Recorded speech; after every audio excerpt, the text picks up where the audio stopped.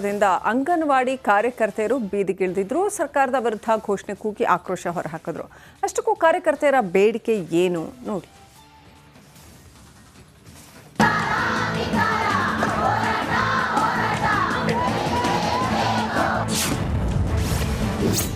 ಸರ್ಕಾರಿ ಶಾಲೆಗಳಲ್ಲಿ ಎಲ್ಕೆಜಿ ಯುಕೆಜಿಗೆ ವಿರೋಧ.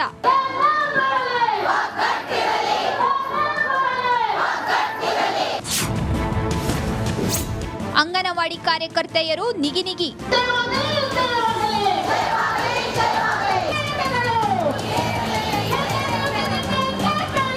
ಸರ್ಕಾರಿ ಶಾಲೆಗಳಲ್ಲಿ ಎಲ್ಕೆಜಿ ಯುಕೆಜಿ ಆರಂಭಕ್ಕೆ ವಿರೋಧ ವ್ಯಕ್ತವಾಗಿದ್ದು, ಬೆಂಗಳೂರಲ್ಲಿ ಅಂಗನವಾಡಿ ಕಾರ್ಯಕರ್ತೆಯರು ಬೃಹತ್ ಪ್ರತಿಭಟನೆ ನಡೆಸಿದ್ರು.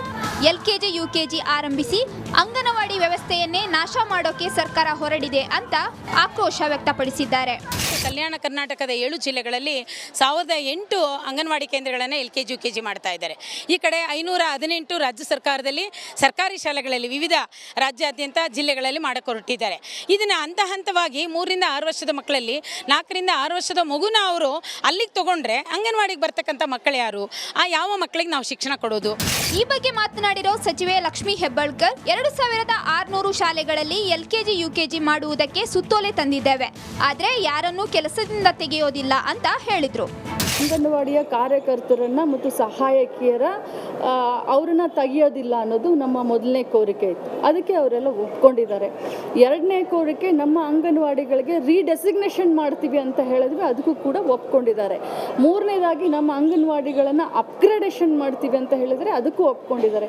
ಒಟ್ಟಿಗೆ ಶಿಕ್ಷಣ ಇಲಾಖೆ ಇರ್ಬೋದು, ಮಹಿಳಾ ಮಕ್ಕಳ ಅಭಿವೃದ್ಧಿ ಇಲಾಖೆ ಇರ್ಬೋದು, ಒಳ್ಳೆಯ ಗುಣಮಟ್ಟದ ಶಿಕ್ಷಣ ಜೊತೆಗೆ ಆರೋಗ್ಯವನ್ನು ಕೊಡಬೇಕನ್ನೋದು ಒಂದೇ ಚಿಂತನೆ.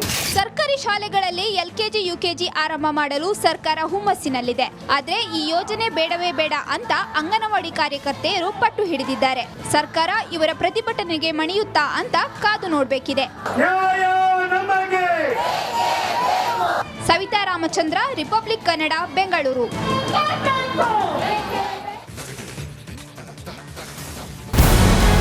ನಮಸ್ಕಾರ, ಕರ್ನಾಟಕ ಪ್ರೈಮ್ ಟೈಮ್ಗೆ ಸ್ವಾಗತ. ನಾನು ಜಯಪ್ರಕಾಶ್ ಶೆಟ್ಟಿ. ಇಡೀ ಕರ್ನಾಡು ಇವತ್ತು ರೆಬೆಲ್ ಆಗಿ ನಿಂತಿದೆ.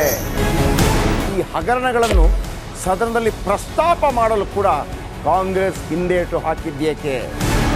ನಿಮ್ಗೆ ಸಂಬಳ ಅದಕ್ಕೆ, ನಿಮಗೆ ವಾಹನ ಅದಕ್ಕೆ, ನಿಮಗೆ ವೆಪನ್ ಅದಕ್ಕೆ, ನೀವು ಅದನ್ನು ಸೆರೆ ಹಿಡಿಬೇಕಾಗಿತ್ತು.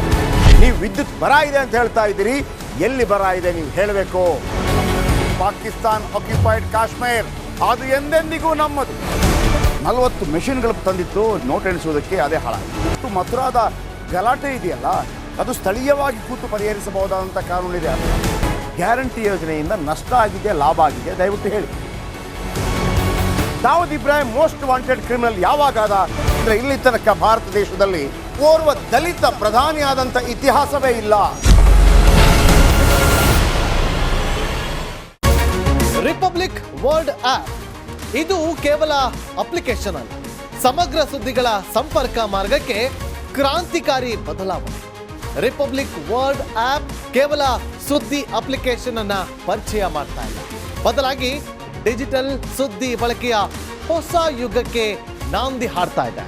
ಇದೊಂದು ಬ್ರೇಕಿಂಗ್ ನ್ಯೂಸ್, ಪ್ರಭಾವಶಾಲಿ ಕಾರ್ಯಕ್ರಮಗಳಿಗೆ ಗಟ್ಟಿಯಾದ ವೇದಿಕೆ. ರಿಪಬ್ಲಿಕ್ ವರ್ಲ್ಡ್ ಅಪ್ಲಿಕೇಶನ್ ಈಗ ಲೈವ್ ಆಗಿದೆ. ಗೂಗಲ್ ಪ್ಲೇ ಸ್ಟೋರ್ ಮತ್ತು ಆಪಲ್ ಆಪ್ ಸ್ಟೋರ್ ಎರಡರಲ್ಲೂ ಲಭ್ಯವಿದೆ. ಈಗಲೇ ಡೌನ್ಲೋಡ್ ಮಾಡಿ.